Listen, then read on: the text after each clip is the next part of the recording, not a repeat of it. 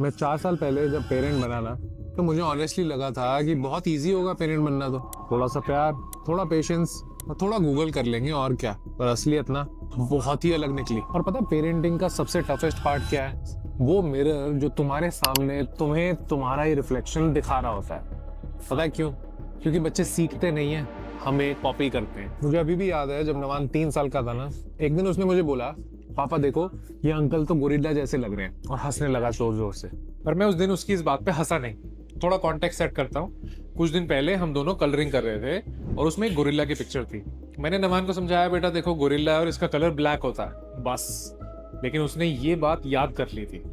तो इस इंसिडेंट से मुझे ये समझ में आया कि मैंने ये सब नमान को कभी सिखाया नहीं था, पर उसने मुझसे सब कुछ सीख लिया था। उस दिन मुझे ये समझ में आया कि good parenting is not about providing everything to your child, बल्कि गुड पेरेंटिंग ज्यादा अवेयर होने के बारे में है। हर जनरेशन ना अपनी गलतियां रिपीट करती है, बस पैकेजिंग बदल जाती है। हम बेटर टॉयज देते हैं, बेटर क्लोथ्स खरीदते हैं, फैंसियर स्कूल तक भी ले जाते हैं, पर सेम ओल्ड इमोशनल प्रोग्रामिंग हमारे पेरेंट्स वाली रिपीट करते हैं। इसीलिए मैं आज शेयर कर रहा हूँ 7 मिस्टेक्स जो हम सब लोग अननोइंगली अपने बच्चों के फ्यूचर में कोड कर रहे हैं।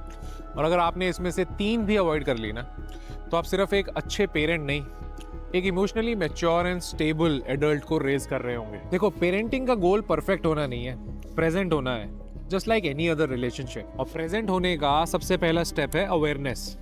तो चलो मिस्टेक नंबर 1 से स्टार्ट करते हैं। लेट्स बी रियल, अपने बच्चे को स्ट्रगल करता हुआ देख के हम सबको बुरा लगता है, पर जब आप उसकी प्रॉब्लम को इंस्टेंटली सॉल्व करना स्टार्ट कर देते हो ना, आप और कुछ नहीं उसका कॉन्फिडेंस चुराना शुरू कर देते हो। और बच्चा इससे पता है क्या सीखता है? कि फ्रस्ट्रेशन का मतलब है डेंजर। और लाइफ में जब कभी भी डिस्कम्फर्ट आएगा, वो एस्केप करने की कोशिश करेगा, ना कि उसको फेस करने की। So please let your kid struggle safely. देखो, फ्रस्ट्रेशन उसका दुश्मन नहीं है, वो उसका कोच है।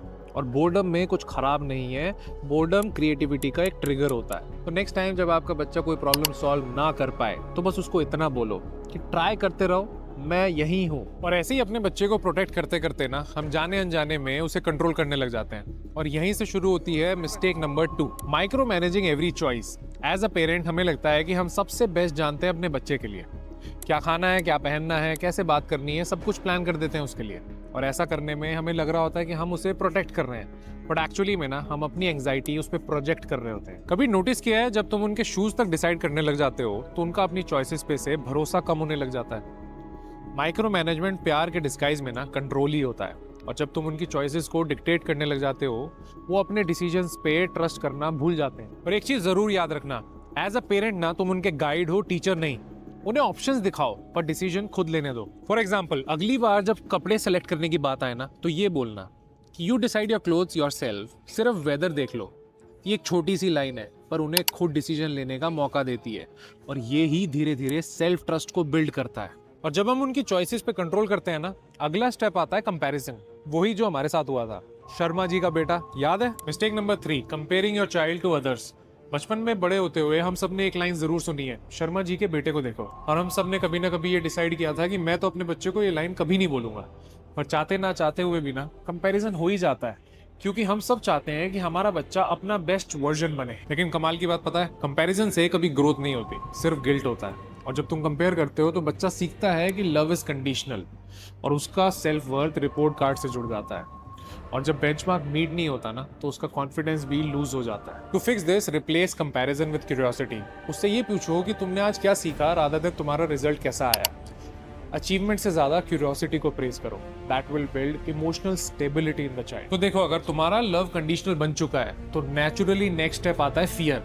फियर क्विक रिजल्ट तो देता है, बट लॉन्ग टर्म में ना कनेक्शन भी तोड़ देता है। Mistake number 4, confusing fear with respect. जब बच्चा आपसे डरता है ना, तो वो आपकी सुन तो लेता है, पर समझता नहीं है।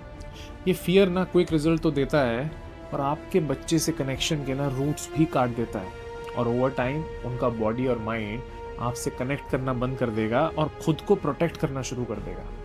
पता है, यही फियर ना लेटर इन लाइफ या तो उनको रिबेलियन बना देगा या फिर साइलेंट कर देगा। So just try to replace control with conversations. React मत करो उनकी बातों पे, रिस्पॉन्ड करो। So next time they do something that you don't approve of, just say them this, I am not angry, but I want you to understand what happened. ये line ना उनका guard down कर देगी और आपके साथ trust को rebuild करेगी। अब फियर के बाद आपका इंस्टिंक्ट होगा प्रोटेक्ट करना, पर कभी कभी प्रोटेक्शन का ओवरडोज भी ना डैमेज करके जाता है। Mistake number 5, over protecting from every fall. देखो हर पेरेंट का इंस्टिंक्ट होता है अपने बच्चे को प्रोटेक्ट करना, पर जब तुम हर टाइम उसका कुशन बनने की कोशिश करते हो ना, तो बच्चा फॉल से नहीं फेलियर से डरने लग जाता है। थोड़ा गिरने दो, थोड़ा रोने दो, इट्स ओके। देखो फेलियर्स ना बच्चों की लाइफ में बहुत सिंपल चीज़ों में होते हैं। लेगो टावर का गिर जाना, सीधे चलते चलते स्लिप हो जाना, प्लेग्राउंड में चोट लग जाना, या फिर रेस में सेकंड आ जाना, एक्सेट्रा एक्सेट्रा। ये सब माइक्रो फेलियर्स होते हैं और यही उनकी इमोशनल मसल को बनाते हैं। Always try to reframe failure as feedback. So the next time they fail, try to say this, मुझे पता है तुम्हें बुरा लग रहा है, पर बेटा इस सब से हम सीख रहे हैं कि नेक्स्ट टाइम कैसे बेटर करना है। कमाल की बात तो ये है कि बच्चे फेलियर से गिरते नहीं हैं, ग्राउंडेड हो जाते हैं। और पता है कभी कभी इसी प्रोटेक्ट करने के चक्कर में ना हम बच्चे को पनिश भी करना शुरू कर देते हैं, not with anger but with shame. Mistake number 6, using shame as discipline. सबसे पहली बात, शेम से कभी डिसिप्लिन आता ही नहीं है, सिर्फ डिस्कनेक्ट होता है। शेमिंग, पब्लिक स्कोल्डिंग या फिर सार्कास्टिक रिमार्क्स, ये सब ना गिल्ट डेवलप करते हैं, अकाउंटेबिलिटी नहीं। और यही गिल्ट जब बढ़ जाता है ना, तो बच्चा इमोशनली शट डाउन हो जाता है। वो आपसे डिस्कनेक्ट करेगा और कनेक्शन बाहर ढूंढेगा। कोपिंग मैकेनिज्म हो गए, रॉन्ग फ्रेंड्स हो गए, या फिर एडिक्शन में उसको कंफर्ट मिलने लग जाता है। इस प्रॉब्लम से टैकल करने के लिए you can try this Mantra, scold privately and praise publicly. और जब स्कोल्ड भी करो ना, तो उसके गलत एक्शंस पे टिप्पणी दो, ना कि उसके कैरेक्टर पे। सिंपली से something like this, I didn't like what you did but I still love you know matter what. कभी कभी ना हम पेरेंट्स सारी राइट इंटेंशन के साथ भी गलत पैटर्न्स पकड़ लेते हैं और उसका बच्चे पे नेगेटिव असर पड़ता है। क्योंकि अब जो मैं प्रॉब्लम डिस्कस करने वाला हूँ ना, वो सारे बिजी पेरेंट्स या फिर वर्किंग पेरेंट्स और ऑनेस्टली हम सब इस सब में कभी ना कभी स्लिप हो चुके हैं। बिकॉज हम सब लोग आजकल घर पे तो होते हैं पर प्रेजेंट नहीं होते हैं, और ये सबसे डेंजरस है क्योंकि ये साइलेंट होता है। बच्चा कुछ बोलता तो नहीं है पर इमोशनली डिस्कनेक्ट करने लग जाता है और हमें लगता है सब नॉर्मल है। इसीलिए केयरफुली सुनो। Mistake number 7, being physically present and emotionally absent. ये वर्किंग पेरेंट्स का क्लासिक ट्रैप है। तुम फिजिकली तो प्रेजेंट हो बट माइंड ऑफिस में है। देखो तुम्हारे बच्चे को तुम्हारा टाइम नहीं चाहिए, अटेंशन चाहिए, और आप घर पे फिजिकली प्रेजेंट तो हो पर इमोशनली एब्सेंट हो। अब इस सिचुएशन में ना बच्चा स्टिमुलेट होगा स्क्रीन से, ना कि आपसे। To fix this, create micro moments. 10 minutes of full attention is much better than 2 hours of distracted presence. When you are at home, be home. अपना फोन साइड रख दो और बस पूछो कि आपके दिन का आज बेस्ट पार्ट और वर्स्ट पार्ट क्या था। This one question can rebuild and completely change your relationship with your child. और अगर आप वर्क फ्रॉम होम करते हो तो अपना वर्किंग एरिया सेपरेट रखो और अपने बच्चे के साथ खेलने का या फिर एंगेज करने का एरिया अलग रखो। Always remember, parenting is like a mirror, और हर मिरर अनकंफर्टेबल होता है जब तक तुम खुद को क्लियरली देखने की हिम्मत ना रखो। These 7 mistakes are not judgments, these are reminders to do better. और हर एक करेक्शन ना तुम्हारे बच्चे के इमोशनल डीएनए को रीप्रोग्राम करता है। देखो उनको परफेक्ट बनने की जरूरत नहीं है, उनको सिक्योर बनने की जरूरत है।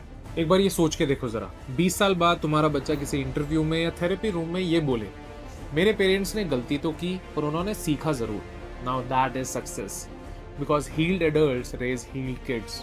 और ये जो 7 मिस्टेक है ना, इसमें से अगर आपने 3 या 4 भी ब्रेक कर दी तो आपका बच्चा सक्सेसफुल तो पता नहीं पर पीसफुल और इमोशनली स्टेबल जरूर हो जाएगा। So it is high time we raise a generation that does not need healing from childhood.